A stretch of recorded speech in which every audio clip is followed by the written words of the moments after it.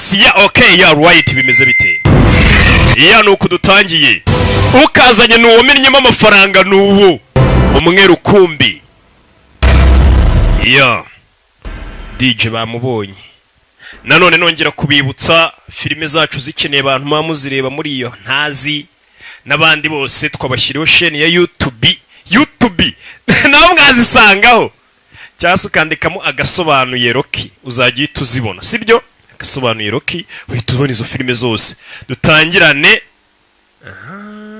okay kadutanye na Generous 44 na Fireman na Mukadaff okay iya bakubwira ngo inyenyeri Generous 44 Fireman Mukadaff bakubwira bati inyenyeri gasozera twita tureba episode ya mbere ya season gasha bakisa gute Happers Island rero ni ikirwa nyine nkukumva ngikirwa kijwi ni Happers Island kuri icyo kirwa habaye iki bimeze bite byifashe bite rega ndabizi namwe murabizi upfa kumva ari kirabiranya gusa ubizi ko ntazana filime mbito upfa kwicara gusa ugatuza ukaryisi iya Happers Island katurebe Fireman akubwira ati tekinike z'ubusinzi hari abo zagize aba legend abandi bazanye tekinike zo gusinda babimbwa biruka ku gasozi ariko hari abasinda bikabahira ya kadutangire n'iki ngiki kibidirede bakita ntuza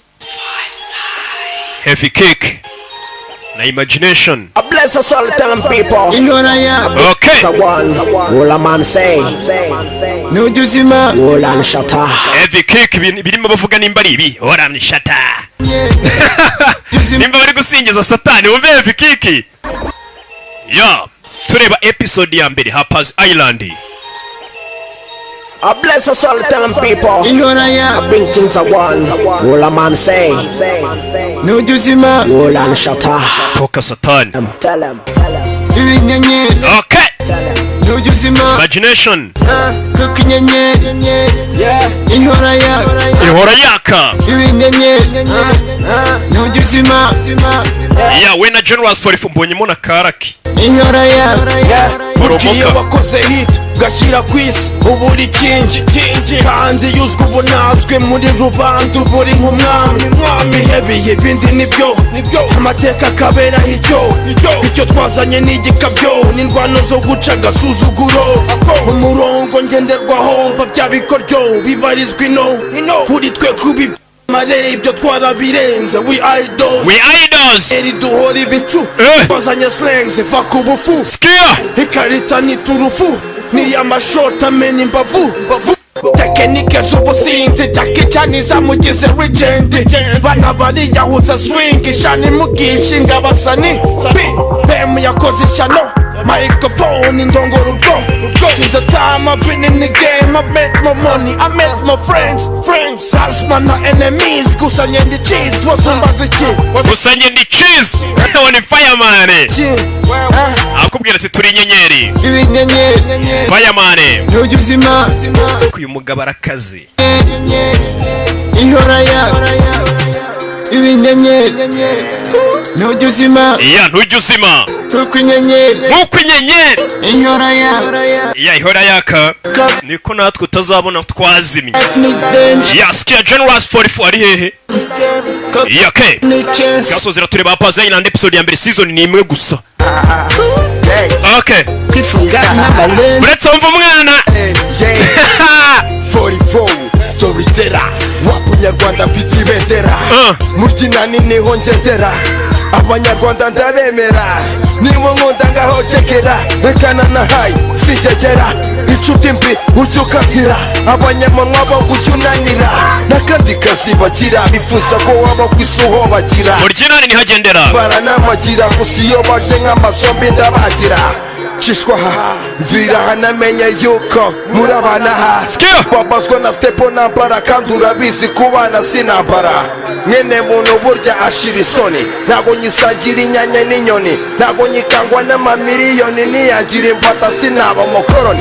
nyene muntu burya ashira isoni ntago nyisagira inyanya n'inyoni ntago nyikangwa n'amamiliyoni niyagira imbata sinaba mukoroni dinyenyeri itazigera izima abakaji babwire bave kwizima bagana umurimo bave ku miriro mambo amagambo yambi yabe yakora viziyo umusaza nyenyeye ikamba nyitsa rugamba nyenyeye inkanda n'imihanda izi nka komanda rubanda rugufi mba ku musaza tanye 44 ubwo bagira amahe no mu bikorwa bitandukanye kane nzirikana bababaye 1 2 3 4 J-Ras 44 okay homie nigga nufate fo mwatandukanije ibintu noneho kadukomeze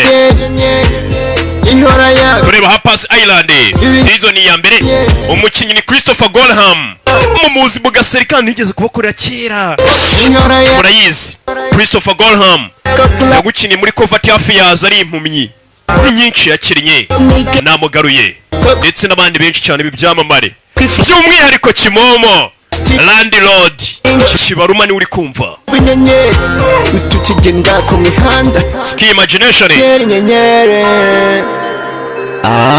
nyenyeri nyenyeri ihora yak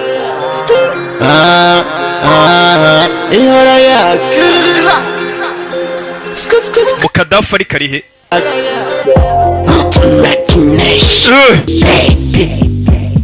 nyenyeri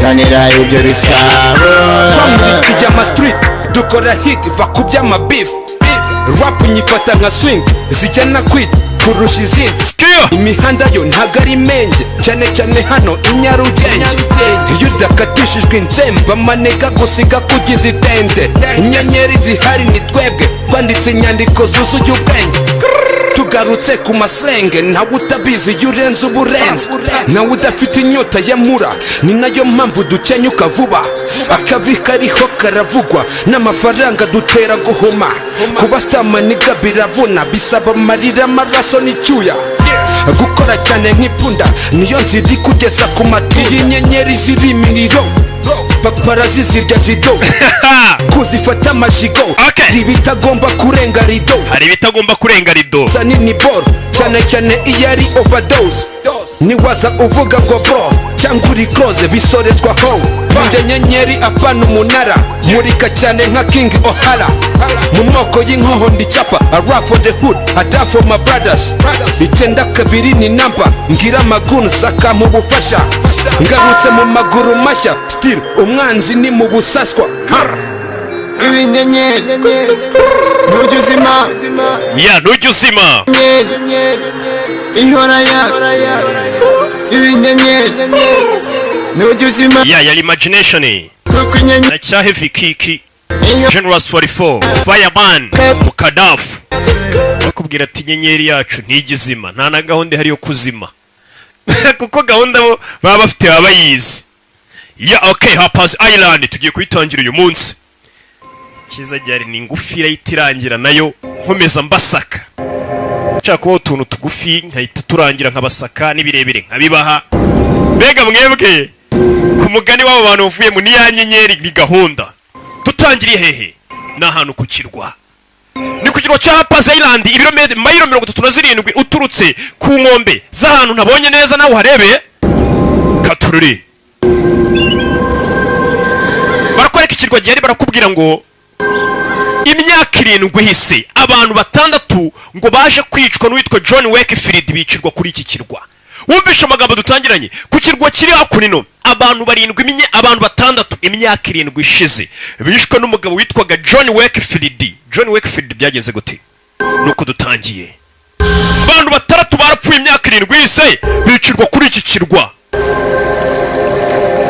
ati abo bantu bapfuye nibwo bwa mbere ni nabwo bwicanyi bwa mbere bwari bubereye kuri iki kirwa bivuze ngo ni ikirwa gisanzwe amahoro ku buryo usanga wenda abantu baticwa n'abicanyi bicwa n'utundi tubazo tw'ubuzima burwayi iki ati ni ubwa mbere mu mateka y'iki kirwa aba ubwicanyi bwari buhabaye aho umuntu yaje akica abantu 6 icyo kirwa rero ariko ubwo bwicanyi nubwo bwari ubwa mbere ntago ari bwo bwa nyuma wumvisha amagambo dutangiranye ati ubwo bwicanyi bwabaye kuri icyo kirwa bwari ubwa mbere pe ariko ntago ari bwo bwa nyuma bugiye ko haba dutangira yitwa Seattle muri Washington ejo bundi aha iyi filime itarasohoka nagiye kuyifata he Seattle ya nuko dutangiye aracyari nde Randy Road bitangira kuno bari kunywamo ari abari mu birori tuvuye kuri ngo batubwira barakwereka akana kaje nakana gato ukurikira filime witonze kana kazana kwereka ntabwo nshaka kubona kumba kana kari kubera ku rutoki rwabo Madison. I know I have said this numerous times, but I just can't believe my little sister is getting married. Biratangaje rwose kubona muri umuntu wanje uyu munsi ugiye gukora ubukwe biratangaje hari abandi basinzi baje. Of course I bring the cooler. Mane tuzanye igifirigo cyacu umwana cyagikula kimwe bagendana. And I bring the cooler. Look at them. You know what I love about them? Uzikina umuntu arabara basore. They bring their own beer. Nuko bizanira byeri. Oh yeah. They love Henry as much as I do. Bakunda Henry nkuko nanjye mukunda. Umukobwa ugiye gukora ubukwe ngagiye kubukwa n'uwitwa Henry. Umusaza bimeze biti? Person here I need to impress. Yep, your father-in-law. I don't know about Daddy Dearest, but there's a smoking hot rich girl checking me. Ara hejuru umukobwa mwiza w'umukire kukureba mwana. Mubona? Wa musore. Twa Christopher Golham. Me? No, me. Ndagukunda ninjye wabwiye. Wapi? Nathan wowe. Yes. Sorry guys. I win. Basore ndabatsinze mwihangane. Bari hakurino.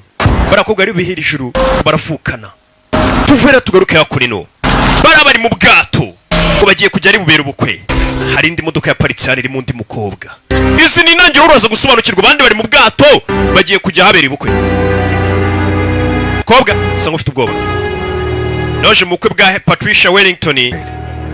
The groom is my best friend from growing up. Ati uriya mugeni ugiye gushaka ni inshuti yanjye. Yeah, I grew up on the island. Nanjye nakuriye kuri kiriya kirwa tugiye gukoreraho ubukwe. You're Sheriff Mills' kid. Uri umwana wa Mills. All those people? Terrible. Ibintu byabaye kuri abo bantu ni bibi ku kirwa. If something so awful could happen around here. Ntabwo twari tuzi ko ikintu kibi cyaba ku kirwa nka kiriya. Uracyari hakurino. Uyu mukobwa ugiye gukora ubukwe yitwa Patricia Wellington. Don't lay down on people that. Have you seen Cousin Ben? I don't want you to worry.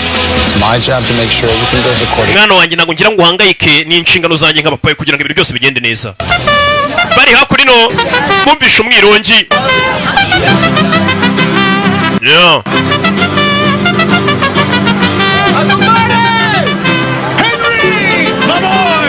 Henry mwana wanjye. Let's get this party going. Reka ikirori gitangire n'umusaza waje ni oncle wa Henry. Ngo ni Uncle Martin ko bamwise. Si umusaza ugiye gushyingira ntiyishimye. Mwana wanjye bimeze bite? Hi, Marty. Bite Marty? It's Uncle Marty to you. You're part of the family. Ya Uncle Martin nahageze reka ikirori gishye bari mu bwato bagiye kwerekeza ari bubere ubukwe ngo burabera ku kirwa. Ole! Tunywemo. Uje afite akavuyo ni Uncle Martin oncle uyu muhungu ugiye gushaka. Kareba ryara gakobwa yabonye biti. Ni oncle reka afite. I'm a mariachi band in Seattle. You're the only guy who pulled off. Never mind, I don't want to know. No, you don't want to know. Come on, I want you to meet my dad. Hino ujya gusuza papa wanjye. Ukanya rero n'undi waje wa mukobwa tubonaga modoka yavuze ngo uyu mugabo ugiye gushaka ni inshuti ye magara barakuranye uyu musore Henry. Avayizi ni intangiriro z'abantu bari mu bwato b'inshuti z'umuntu ugiye gukora ubukwe agiye kubajyana ku kirwa ari bubera ubukwe. Kuri saa umuntu afite ubukwe akavuga ati mwese nzabapakira ubwato ubukwe bujye kubera ahantu ku kirwa. Get out of that cab. Well, I needed Kuki wateze modoka? Second thoughts? Nari negereje akanya gatonya mu modoka ko gutekereza. Trisha biteye sasi witwa Patricia bari kumwita Trisha. from LA. I'm feeling a bit shaky from the flight. Have some champagne, Abner. Hano hari champagne. You'll feel better.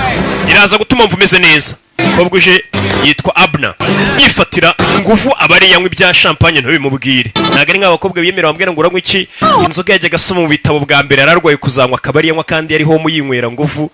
Na bwa Knowless hakurino. Wa mugabo Uncle Matuje yaje akunatangira kunywa ibinini asukayo n'akantu. Aranywisha ibinini afite imbunda n'amafaranga hano. Uncle Mati. Uncle Mata akora iki? Ni oncle uriya musore ugiye gukora ubukwe witwa Henry. Abacuranga baracuranga bimeze bite? Broken up with all of that. Bano basinze baracyangamo ewana ubu bukwe. Ubundi haro nabasinze mu bukwe bizanira n'inzoga zabo tu. Ko bakeneye ahantu. Cousin Ben. He's always late. He always answers though. Give me a call again. Telefone. Sasa yari akurino icupa ryaraguye. Yari kubaza ati hari mu byaro wawe utaje. icupa rikigo dore ubwato bagiye gutwara munsi hari umuntu uzirikiye ku bwato ninde hari uzirikiye ku bwato neza neza hafi ya moteri bamwerekana uko guhumekeramo kumbe dore telefone Voicemail again. ese ari hehe kweri mubyara we ntago ari kwitaba kumbe bamuzirikiye ku bwato nuko dutangiye dutangira ubwato twigendere urabizi mutangira ubwato tujye ku kirwa ari bubera ubukwe mutangira ubwato batanze iki kubatangira ubwato bajye ku kirwa bavuze hone barikanga tururi sini ntangiriro tangira ubwato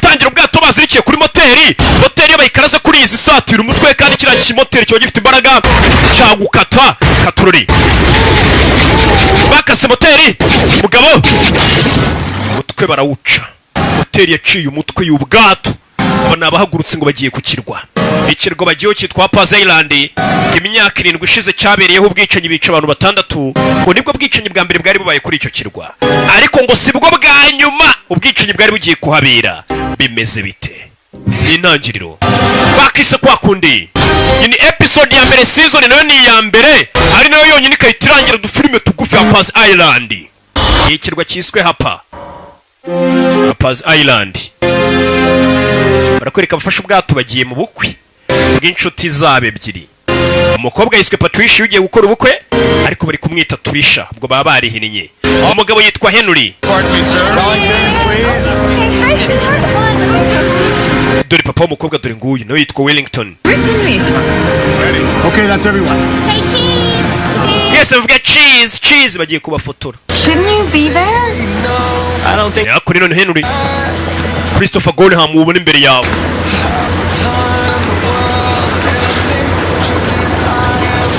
You didn't think I was gonna show, did you? ntabwo wari uziko ndibuze kuza sibyo yego But I realized namenye ko if I didn't come home now, nintaza mu rugo uyu munsi I might never. ko hari igihe nshobora kutazigera mpaza And that scared me. You know, it's been 7 years. gusa mfite ubwoba hashize imyaka 7 ubwicanyi bubaye sasa abantu bakuriye kuri kiriya kirwa bose barahabaye niyo mpamvu umusore yahisemo kongera kujya kuhakorera ubukwe gusa ikintu cyababaje ngo imyaka 7 yashize hari abantu babo bapfuye That'd be nice.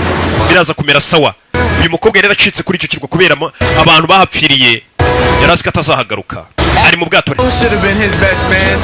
mana heno najya tubwira ko ari akobwa ka Abuna niko kamubereye agashuti ka mbere kuva yavuka kari akobwa uri kumwe n'agashuti ke ka mbere kitwa Abi cyangwa se Abuna Where the bachelor party?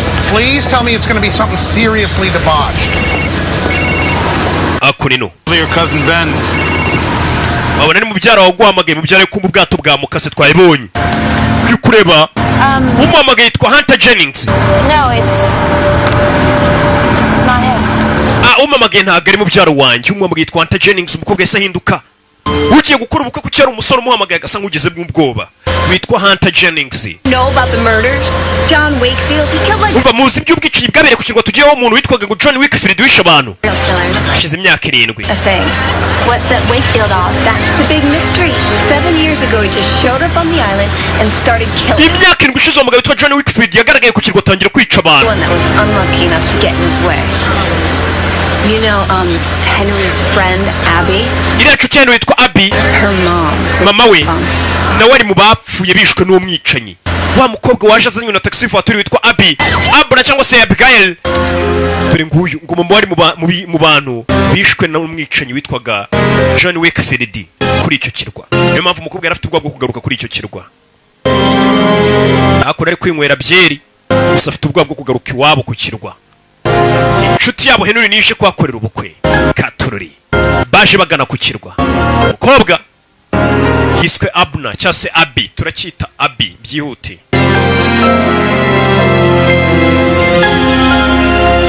baje berekera ku mwaro wa cyakirwa baje mu bukwe bimeze bite filime rero z'ubwenge nako murabizi nuko zitangira gake gake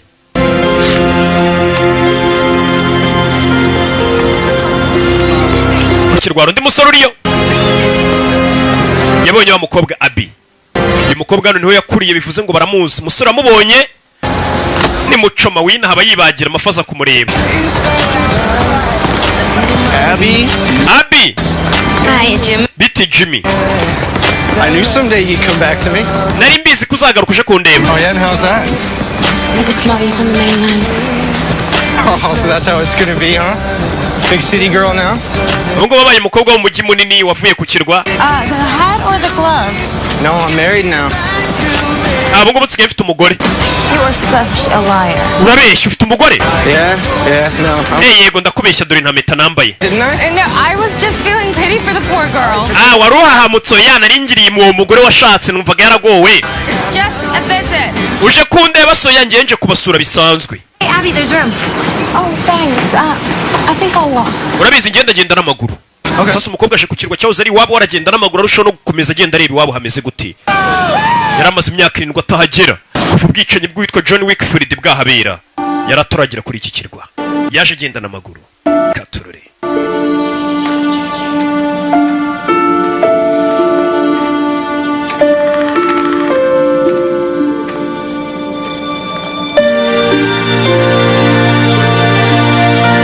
Yaje agenda n'amaguru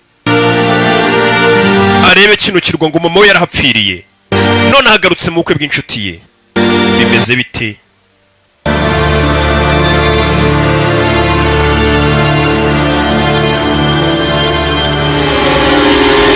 Kurabana mu giti kirano niho abantu benshi bapfiye na mama we niho bamanitse. Mama atangira kubona mama we bamanitse muri cya giti. Ni ibyakera ari kwibuka subira inyuma. Ninjye The killer's dead, Abby. umwicanyi wishe mama we yarapfuye. Should have cut down that tree a long time ago. Kiriya giti nagombaga kubona aragikase na mbere. Twigendere. Katorore. Kiriya giti yagombaga kuba yaragikase.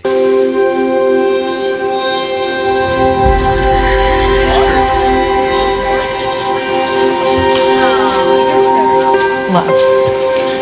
Sooner or later, I was gonna walk past that tree, so I thought... Basi cyangwa bitinze n'ubundi kiriya giti nagombaga kuzakinyura iruhande. Yeah. Oh, great. He's into it.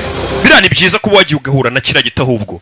Biriya rero abantu benshi bavuga ko iyo ikintu kigutera ubwoba biba byiza iyo ukomeje kugerageza ukagihura nacyo cyane kugira ngo ugitinyuke. Umukobwa niyo mpamvu yagiye kureba kiriya giti.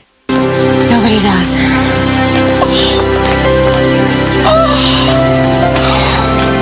You grew up so beautiful. Wakuze rwose uba keza cyane nabo ku kirwa baramuzi. Now, I've kept the afternoon open so that everyone can get settled. Great. The welcome dinner is tonight at 7. Muri kano kanya tugiye kubanza twese tubereke ibyumba byanyu muri murare. Amasaha ni saa 9 turi buze gusangira ibya nijoro. Fire in for the week. And since it's the end of season, you practically have the whole island to... Katururi. Ubwo bakigera ku kirwa. Oh, sorry. Excuse me. See you at dinner. Ako nuko mbere babiri bakundana. Show Trish's niece the bloody finger in the box truck. Might have had something to do. Bane ako ni babiri. Well, I knew everyone was gonna love you. Niyo mpamvu gukunda sheri ni babiri. Oh, that's nice. Byiza cyane. Know what that's about? Babaye icyumba. Ni Chloe na Kata. Uyiswe Chloe ari mu nshuti. My bounty is as boundless as the sea, my love is deep. You always said you wanted to sail. Tangira kumutera umutoma rwose buryo ngukundamo nkwemeramo bigera hasi cyane kugera ku hepfo ku nyanja bya bintu bishanye. Urambona ute? Karashika? Dangerous. Ni karashika ni babiri. Umukobwa mwise Chloe. You always think of everything. Toka satani. Kumbe dore bwa bwato bwazanye abageni. Whitey's wet. You ever see me dressed for the love boat? You get a harpoon and put me out of my misery. Man, bari abantu ugenda ubafashe birasa nkaho ubwato bwabacanze. A wedding party. Ni babiri bari hano n'uwo musore twabonye witwa Jimmy we yibera ku kirwa ni mucoma aba yirobera amafi. Yeah. Princess and the pauper. Bisa nkaho umusore wahoze ari umupagasi yagiye gushyingiranwa n'igikomangomakazi cy'iki kirwa cya Hapa. He knew a lot about boats. Tell me his psycho little brother isn't coming. I don't know. Ikibazo uriya musore ugiye gushaka rero afite ikivandimwe cye kimeze nk'igisazi. Sasa ino ugiye gukora ubukwe ngafite umuvandimwe umeze nk'umusazi. Man, she dumped you. She didn't even give you a kiss goodbye in the rearview mirror. Umvura mukobwa Abby niwongere gusa nk'umukuvugisha naga ari umwana mwiza ajya no kugenda ntago yigeze gusezera. Nice. Sasa yakubije kubona abantu bari rabye abacanze. Some help? Get over here. Way too nice. Sore yaje kubafasha. Arabona abantu batwara ubwato hakurino Seaweed, Al. Hari ikintu gishobora kuba cyafasha ubwato umenya ari seaweed. Bya byatsi byo mu nyanja gishobora kuba cyafasha kuri moteri byo ari gutuma moteri itikaraga. Gusa twabibonye ari umuntu wapfiriyeho. Umusore yaje akonatangira gukurura ari kumwe n'umuvandimwe we. Sore tangira kubafasha. Arazirikura hano kumbe dore umutwe wa mugabo. Keep it as a souvenir. Fata kano nka souvenir sha. Yeah, wagahaye ni mukuru we Shane. We yiswe Jimmy. Tugaruka yakora numva reka nkuremo igikapu cyanjye biri kuzana ibikapu by'abantu baje mu bukwe bose babafatiye hotel ahantu bagomba kurara gusezerana bigomba kubera kuri iki kirwa. You're like something out of a fairy tale. When you washed a millionaire's boats when you were a kid, and then you grow up to marry. Umva uyu mugabo Wellington ni umukire cyane ukiri umwana wajyaga umwogereza amata akakwishyura none dore ugiye gushyingiranwa n'umukobwa we. It's much of a fairy tale. Rimwe na rimwe rwose ngenge mbona ari nk'umugani. Never. Tagira ngo umyimbwire wa mwana ntuzigere sadagera ukurikire filime. Uyu ni Uncle Mati, ni onkel wande, ni onkel uyu musore Henry ugiye gukora ubukwe. Sasa uyu musore ugiye gukora ubukwe agiye gushyingirana n'umukobwa witwa Trisha. Sasa Trisha ni umwana w'umukire wo kurikirwa witwaga Wellington. Ni nawe mukire bari kureba hasi. Uyu musore ngakiri muto yogerezaga ubwato papa wa Trisha none agiye gukora ubukwe n'umukobwa wo mukire yogerezaga ubwato. Never let that old man intimidate you. Uriya musaza ntazigera gutera ubwoba, sibyo? Yego ntago azigera. Utagusezeranya. Yitwaje ko wenda ukiri muto wamwogerezaga ubwato ubwo ugiye gushakana n'umukobwa we ntazakumenyere uruka kurusha amafaranga tugaruke hakuri no. Abazungu nyine niko baba bameze. So ubukwe ntazagutera ubwoba ngo nuko afite amafaranga. Habe na rimwe ntazakumenyere. Ariko niko bigomba no kumera. Wow. I have something for you. Aricyo ngufitiye ni wa musore ari koga ni Kali. Arabwira Chloe ni kinini cyo mfitiye aho. Big's a relative term, isn't it? Ukoresha ijambo kinini wenda bishobora gusobanura ibintu byinshi ari ikintu gishobora kuba gisobanuye ibintu binini ariko kigaragara nka atari kinini. No, just think about it for a bit. Nakurabizi bugiye ngiye kuba mbitekerezaho gato. That's my cow. Wo ni Kali wanjye iteko utekereza. Ciao. Musore shaka kumwereka iki? Kumba afite impeta musore iswe Kali shaka kumupropose. Are you big? Siko ki impeta buri sobanuye ikintu kinini cyangwa. Madison, we find her a friend to play with. Umwana wacu Madison dukwiye kumushakira inshuti bazajya bakina. Having a great time. Amureke wenyine araza kwihaza aragira ibihe byiza. Aba ni ababyeyi bakana bita Madison bakazanye mu bukwe. Gusa uyu mugore none mama w'akana akana gafite kira kirore gafite hari ukuntu gitunga kuzuba gatwika ikintu. Izuba ryakubitamo ukayikiyobora ku kintu mwajyaga muyikora muri abana ndabizi. Bashyitsi baje arundi urimo. Just want to see if you need anything for tonight. JD ndashaka nimba nacyo ukeneye uyu munsi. If you want to hear this or not, I'm glad you came. Gusa nishimiye ko waje. Mom and Dad gone, you and Uncle Marty are the only family I have. Papa na mama barapfuye urabona we na Uncle Marty nimwe muryango tsigaranye. Kumbi ni wa murumuna w'uyu musore Henry ugiye gukora ubukwe batubwiye ngamize nk'igisazo babitubwiye nawe twamonye ku mazi ari kuroba yitwa Shane ni mukuru wande wa Jimmy. Uje ngameze nk'igisazi navuga byinshi. Yeah, tugaruke kuri Wellington muzee Wellington. Ni papa wa Trisha Wellington yaje gushaka undi mugore wa kabiri muto. Zazano. Kuzano. Yabonye ubutumwa mubwira ati umukobwa ndaza kumugeraho iri joro. Ubutumwa ninde bumwoherereje ni muzehe. Ndagira gukurikira filime. Tugaruke kuri Abna. Abna nawe ari hano. Hello? Allo? Bamwumvisha indirimbo z'agahinda. Haruhamagaye Abna amwumvisha indirimbo z'agahinda. Siyo nindi. Basa umuntu kugwamagara kumvisha indirimbo z'agahinda. Torori. Barakwereka muri iryo joro baje gusangira utwijoro abanywamo. Ubundi ubukwe bw'ibikomerezwa butangira mbereho nk'icyumweru ngo bube tunywa tunarya. Waje ni Abna. Abi avayo nguyu. Aza ku nshuti ye ugiye gukora ubukwe n'inshuti ye. You look amazing. Sa neza. Thanks. Rakoze. It's good, cause I've decided I'm gonna have fun tonight. Umva nahisemo ko uyu munsi ndi bubone ibyishimo byose bishoboka. Have fun this whole weekend. Nako iki cyumweru cyose ndaza kuba nishimye gusa. You don't even have to ask. Have you been drinking? Wasinze ariko. Nanyweye gato. cyangwa wanyweye kangana gutya none se nkubeshye yanyweyemo. So Abby seems like a great girl. All this time I've heard about Henry's. Sasa Henry uko ari kumwe n'uriya mukobwa w'inshuti ye magara, umugeni uwagiye gukorana n'ubukwe nawe ari hano, ni Trish ari kumwe n'abagenzi be. Uriya mukobwa bari kumenyera umwana mwiza aratangaje. No, I get it. You're right. She's really sweet. I know. Yeah. I told you. Ndabizi kari inshuti ye. Funny things that men and women can't just be friends. Sasa umva babandi bateranya sasa. Ase umugabo wawe yibona ngafite inshuti y'umukobwa ngo ni inshuti ye gusa bisanzwe. Uko bizara umugabo n'umukobwa bapfa kuba inshuti bisanzwe cyaha barimo nakana. Guy who is just a friend. No. What? You know, now that I think about it, I did have that one friend that was a guy. You remember? Sasa bano bakambwira tuwapi ngiye nago nagira inshuti gusa. Sasa umugore ugiye gukora ubukwe ari umwandikiye witwa Hunter, wa undi uziyanga kwitaba kare. Umugore ugiye gukora ubukwe yitwa Trish, umwandikiye ni Hunter Jennings, namubwiye ati urasa neza wambaye ubururu. Ngwino duhurire muri lobby yo hepfo. Gatururi. Umuntu ugiye gukora ubukwe hari umusore utangiye kumwandikira. Twabyita ngo bakiri mu bintu by'imihuro, amubwira turasa neza. Waberewe neza mu bururu, ngwino tuvugane. Dore ngaritaba undi mugabo. Umugabo yitabye nuwe kari kuza yikandagira yububa anareba nimba atakurikiwe. Nyamara izingo kugira no rubahuye. Hunter wa ndo muhamagaraga.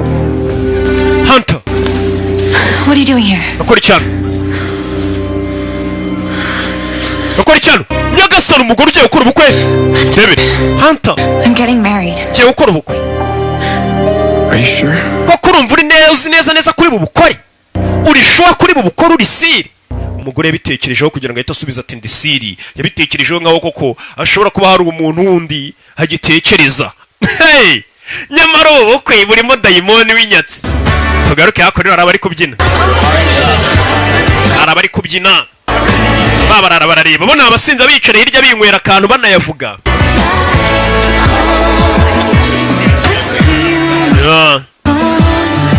Umugore yaje kubyina n'umugabo we bagiye gukora ubukwe gusa ibitekerezo biri gutekereza ibintu byinshi. Ari gutekereza no kuri Hunter Jennings. Mu kanya bayakamubwira turi siri kuri bukora ubukwe. Dore wa musaza ari kubyina. Sheriwe Kali ari hano. That guy is my hero. Uriya musore ni intwari yanjye uriya musaza. Oh God, here we go. No, I'm serious. Uncle Marty's what? 50? Uncle Marty afite imyaka 50. No kids. Nta mugore nta mwana. Tap some hot things. Half his. Abari kugerageza kureba ukuntu yateretse utwana rusha imyaka nk'icya kabiri kiye. What world does that make him not a superhero? Rero nibyo bimugira ngo ni superhero, ni intwari idasanzwe rwose. Umuntu umugize imyaka 50 atarashaka atarabyara urumva rero atari superhero. Ni ibigoryi by'insinzi. How's it going? We were just talking about the groomsmen. Hano twari turi kuganira ku mugeni. So you and Henry, you've been friends for a long time. Ese we na Henry uriya mwari muri inshuti gusa. Cyamujya mukora n'akazi. Hey, abuze icyo asubiza yamugeraho. Yeah. Has anyone seen JD? Nta muntu wabonye JD muri munawe. Kanjye kumugushakira. Go find that fiance. Oya reka wegenda ushaka fiance wawe nanjye gushakira muri munawe JD. Umukobwa Abi, abakobwa baratanye kumaza ibibazo byinshi. Atari ko n'umugabo ugiye gukora ubukwe n'uri muri inshuti gusa. Cyamwijya mwirwano. He will make Hunter leave. No. Daddy, we'll just cause a big scene and embarrass Henry. Sasa nguyi sasa hano kurino atangira kuganira na mukuru we ni mama wa kakana twabonye ka Madison yaje kumugisha inama arabwira ati wegenda ubwire papa araza kwiteyirukana Hunter wamwirukane. Hunter n'undi wahoze ngo akundana n'uyu mukobwa none yaje no kubukwe ashobora kwica ubukwe ati because papa yahita asebya Henry is the last person I want to know. I mean, I don't want anything to ruin this wedding. Ntabwo ngira ngo Henry amenye ko umuntu twese dukundana nawe yaje kukirwa byabaza Henry. Umva nta banga riba rigomba kuba hagati y'umuntu mugiye gukora ubukwe. Sasa umugore buzahira abwira umugabo we ko umuntu bahoze bakundana atangiye kumuvangira Jean wagiye kubera ubukwe. Okay. Sawa. Look. Reba. If you have any doubts about Henry, Isara gushidikanya bafite kuri Henry. Mbere yuko mukora ubukwe. Now is the time to speak up. Iki nicyo gihe cyo kugira ngo bimubwire nimba ugishidikanya ko mutakora ubukwe wayimubwira. I love Henry. Oya Henry ngenda mukunda. And I'm going to marry him. Ndetse tugomba no gukorana ubukwe. Gatururi. It's a lot. Muri iryo joro. Ndagira gukurikira filime muri iryo joro. Anko matari kugenda uyu ni oncle w'umugabo ugiye gukora ubukwe ari we Henry. Hari abasanzwe bari kuganira. Yes. See inside. You ask straight to Trish. I hope you know what it is to succeed here. For her. Percy. But definitely surprised. Yasanze neza papa wa Patricia ugiye gukora ubukwe ari kuganira nandi n'uwaza akundana n'umukobwa we ari we Hunter Jennings bari kuganira. Did agree to meet me in the morning though. Sinzi kari bunyemerere. That's progress. I just want you to know if there's anything you need. Ndagwisha cyose. Take to ask. Ariko buno bukwe bwiki. I'm not leaving this island without her. My daughter's not marrying him. Ndaza kuva kuri iki kirwa ntwaye umukobwa wanjye Patricia. Ndagira ngo ukurikire filime. Nukuvuga ngo uriya mugabo w'umukire Wellington papa Patricia ntago yifuza ko umukobwa ashyingiranwa n'agahungu kitwa Henry Kauze kamwogereza amato. Ni nawe ubwe wihamagariwe hoza kunda n'umukobwa ari we Hunter Jennings kugira ngo aziyice buno bukwe. Papa yisubiranye n'umukobwa we Tricia ntago yifuza ko umukobwa yashyingiranwa n'umuntu yahoze yegere umwogereza amato. Muri iryo joro nduri kuza. Muri kuza ni Abi. Turacyari kuri cya kirwaye kirwa nk'iki kiba gifite akagigi akantu k'agasantere yaje kugasinta kari kugenda afite mu bwoba. Iki kirwa aragitinya mama yagipfiriyeho baramumanitse afite mu bwoba. Katururi komeza imbere aza mu kabari kari muri kano gasantere ku kirwa baranywa. Ni mu kabari kaho baranywa. Ni Abi kino kirwa yagikuriye abantu benshi ababazi. Mana yanjye we Abi arako bahuye. Look at you. Irebe. Coming in here all. Leo ukuntu usige wambara. You're trying to make us local girls look bad. Siko wambara twe tukahita tumera nk'abakobwa bo mu cyaro Niki. Sasa kana sanze na agakobwa bakoranye kitwa Niki ko gasigara agaseriveri muri kano kabari. It's boring as hell here most of the time. Hano hantu harabowa ntago haba harenze bari abandi bigire mu mijyi mikuru baje gusura uyu nguyu. Yes. Umukobwa bakuranye yitwaga Niki asigaye we kora mu kabari. There's my perf. Narinje gushaka uri yaje gushaka JD ni muri muna wa Henry. A lamb among lions. Okay then. Let me text Henry. Make room, you animals. Any of you so much as lay a hand on the... Ngabigoryi mwe by'abasinzi haramuke yagize ukoze kuri kano karabu kamuri imbere ndamukata intoki. Ubwo ni uri kwivuga bimwe abasinzi bagukoraho. You big city girl. Uko guturuka mu mujyi munini ngwino hano umuhamagaye ni Jimmy ngo bahoze basanga bakundana. Ba musore twabonye wicururiza amafi y'umurobyi ku kirwa. Big city girl. Big city girl ko kiri kumwita. I hope your game is better than your banter. Nizere ko imikino yawe byibura kuri BR rutiyo ngiyo ubufite ya brag. Akurino. Muri iryo joro baje kumara icyumweru hano muri iki cyumweru haraberamo n'ubukwe. Urikwereka hano waje handitse Ben Wellington ni kakana ka Madison ni akana gato ari byo kaciye. Madison we Sweetie. Binon mama waka kana ni mukuru wande. Sasu yaje kureba iki kigabo yabonye ko gishaka kwica ubukwe. Uyu ni papa Patricia ashaka kwica ubukwe bw'umukobwa we agashaka gushyingirira umusore w'umukene. No. Rabizi? Your daughter. Kobwa we. My nephew. N'umwishiko wanjye Henry.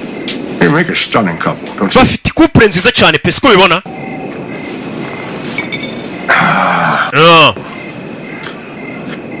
Love's a funny thing, isn't it? Biranashimishije pe. I fail to see your point, Mr. Dunn. Ntago ndi kubasha kubona ingingo ushaka urasaho. Oh, come on, everybody calls me Uncle Marty. Abantu benshi banyita Uncle Marty. Your point. Nasa ku ntego. I'm talking about purpose. Ndashaka kuvuga ku kintu bita nk'intumbero cyangwa se intego umuntu aba afite. Calling in life. I thought you were in sales. See, one thing I know for... Ikintu gituma umuntu yaba yaraje kuri iyi si ati naketse ko intego yawe cyangwa se inshingano zawe ari ubucuruzi. Umubwira ni Wellington uyu mukire Wellington arabwira Marty. See, I was put on this earth to protect men like Henry. Ati ngenyeka ko impamvu nashyizwe kuri iyi si ari kugira ngo ndinde abagabo bameze nka Henry. Henry ni umwishywa we. True love and happiness. Abantu baba bakeneye ibyishimo bya nyabyo bakeneye urukundo rwa nyarwo nka Henry umwishywa wanjye mba nkwiye kubarinda. From men like you. Kugira ngo mbarinde umuntu nkawe ushaka kwica ibintu. Some sort of a threat. Umeze nk'uri kunkanga. Threat? Kugukanga? Oh, come on. Wapi? We're just sitting around chatting like a couple of pals. Hano turi kuganira nk'abantu tunakwita kari twe babyeyi b'abana bagiye gukora ubukwe. Uyu mugabo wa Nkomati yamaze kubona ko uyu mugabo Wellington atifuza kuri musore yakora ubukwe Henry. Yabonye Henry uzi ko umwe yarakoherereza yari nk'umukozi wawe kogereza amato. Iminsi mike ukumva agiye gukora ubukwe n'umukobwa wawe uyu mugabo niyo mpamvu atabyiyumvisha nagashaka gushyingira cya Henry. Gusa onkere yabimenye Mati. Shikumwiyama. Pretty soon you and me. Vabidatinzeho nanjye. We're going to be family. Turaskuba turi umuryango. twashyingiranye sibyo kanigendere tugaruke hakunino hari abakiri gukina biyari Better than this. Met an emotional disadvantage. man ni kuri ukina mbere gukina biyari bano babiri bahoze bakundana uyu mukobwa kiba ku kirwa ashize imyaka 7 yari yaragiye mu mujyi yaragiye Los Angeles Email. Not that I saw. ntago ugeze umamagara nta na email nta email nahasanze nkuko nyine mbikubwiye Then you did miss me. wari unkumbuye ariko You what? I make this. You have to stop asking me so many questions. nimba ugira ngo dukomeze dukine neza wikomeza kumbaza ibibazo byinshi You got yourself a deal there, big city girl. kumwita agakobwa gaturuka mu mujyi munini kanze kumusohoza gutera yinjiza umukara aranitsinda abonye urirangije arirangije ni Abi kombe hafi undi mukobwa uhari muri ako kabari JD yatangiye kumureba JD avukana n'ugiye gukora ubukwe ari we Henry ati cyo kibazo kunera ubwoba I like your tan. narebaga iyo tatu yawe ufite nanjye ndayifite amwereka tatu ye wambonye se Is he bothering you? mana ari kukuvangira Haven't even met the guy. ntago amvangira nubwo twavuganye Sheni yaraje Sheni avukana na Jimmy His family used to work summers on the island. JD. abo mu muryango w'umusore JD We used to go out. bajyaga bakorera kuri iki kirwa baje gukora njye n'uyu mukobwa nawe twose dukundana sasa cyo ni cya Sheni kino presence ngo Henry n'uyu musore JD murumuna we ngo bazaga gukora mu gihe cya sama bakaza gukora kuri kino kirwa muturaka nyine right ati kandi umukobwa ari kuvangira bose bakundana none Heard you tried to whack yourself again. Now, was that just an attention-getting kind of thing, or were you really, really sad? You know what?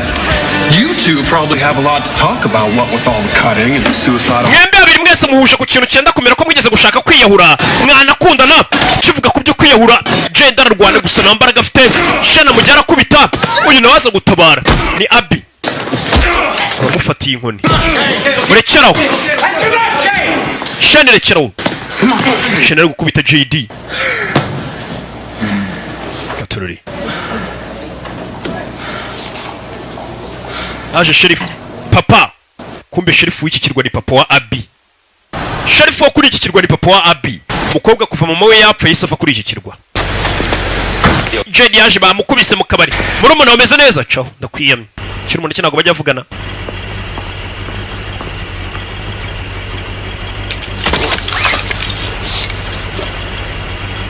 You're probably wondering about the truck.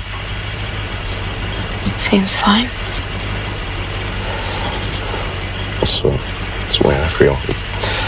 The heater still works. yakora ino nkora Did you get the cards I sent?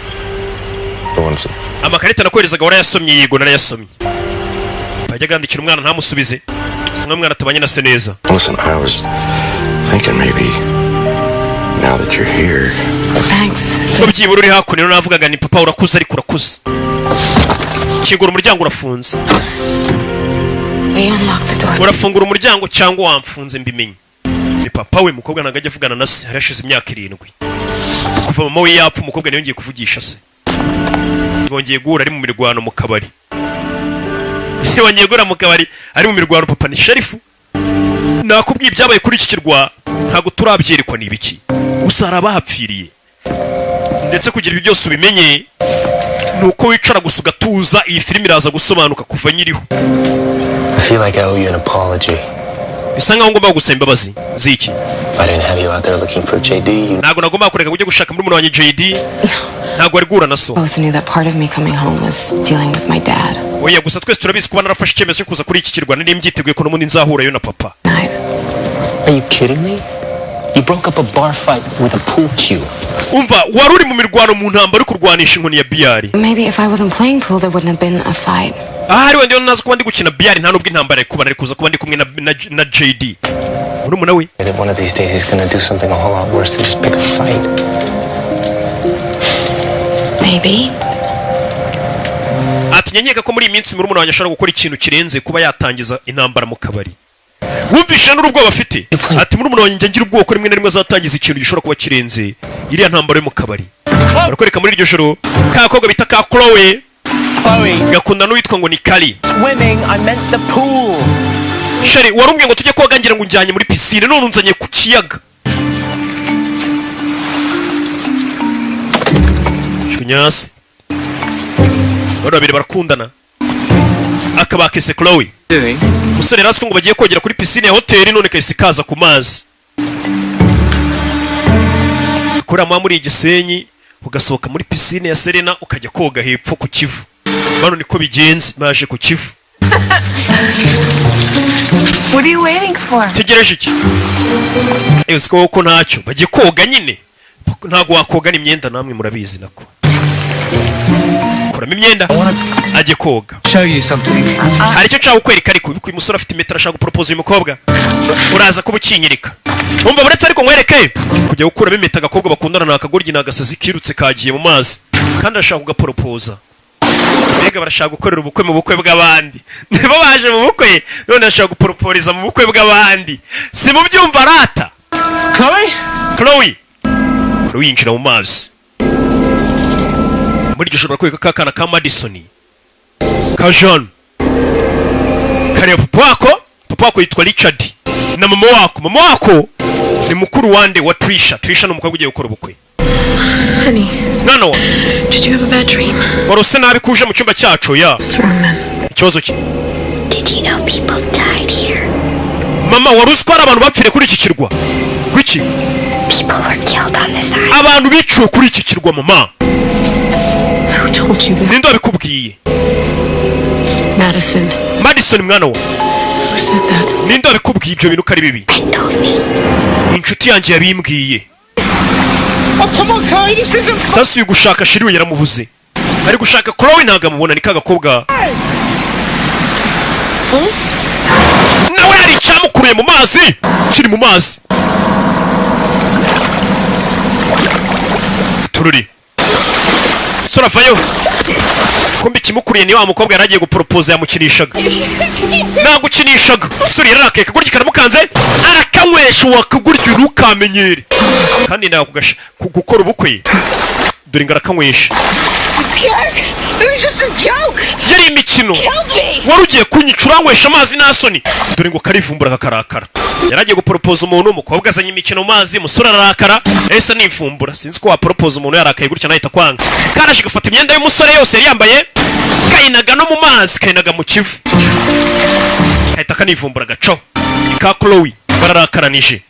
Imikino myinshi nyine si myiza kari kamukanze ngo kararohamye aje ugatabara karamukuragira ngo ni igisimba kimukuriye kureba mu ipantaro yabuze yameta ya diama yarazanye ku kirwa aze gupropose uyu umukobwa yitaye mu mazi narwo yarazi ko iyo meta irimo kinganya njirije ijoro kigoryi gusa gacaho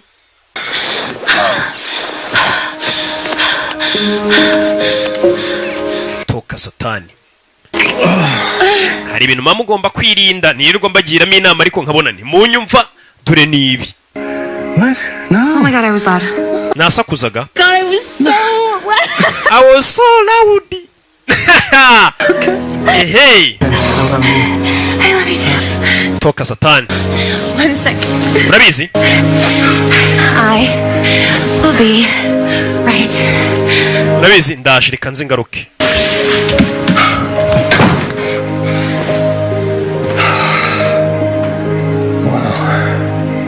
Nabagiye gukora ubukwe ariko dore ubukwe buri muri iyi minsi dore ni bano babiri.